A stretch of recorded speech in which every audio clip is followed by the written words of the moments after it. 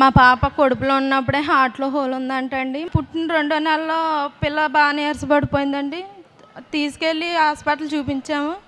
పర్లేదమ్మా ఎనిమిదో నెలకు తగ్గిపోద్దన్నారు. ఎనిమిదో నెలకు తగ్గిపోద్దని మళ్ళీ స్కానింగ్ చేస్తే తగ్గిపోయిందన్నారు. తగ్గిపోయిందన్నారని మళ్ళీ మామూలుగా వదిలేసానండి.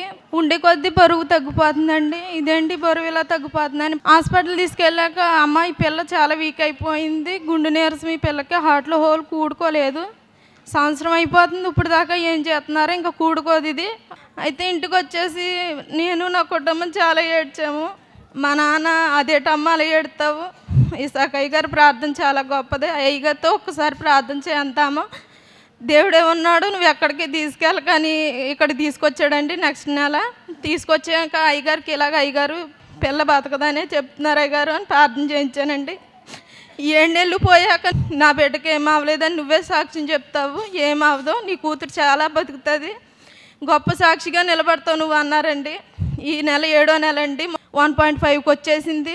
ఇదేటమ్మా ఇదేం ఆశ్చర్యం అమ్మ, పిల్లకి ఎలా తగ్గింది, తగ్గితే కడుపులోనే కూడుకోవాలి లేదా నెలలోంచే కూడుకోవాలా, అంతేగాని రెండో సంవత్సరం వచ్చే కూడుకుందంటే దేవుడి కార్యమే. చాలా గొప్ప కార్యం చేశాడమ్మా దేవుడు. నీ కూతురికి ఏమీ అవ్వదు, ఇసాక్ అయ్య గారు చెయ్యేసి ప్రార్థన చేసి నా కూతురికి ఏమీ అవ్వదు అన్నారండి. అలాగే చాలా ఆరోగ్యంగా ఉంది. ఇప్పుడు కూడా బరువు కొంత పెరిగింది. ఈ చిన్న సాక్షిని దేవుడు దీవించును గాక.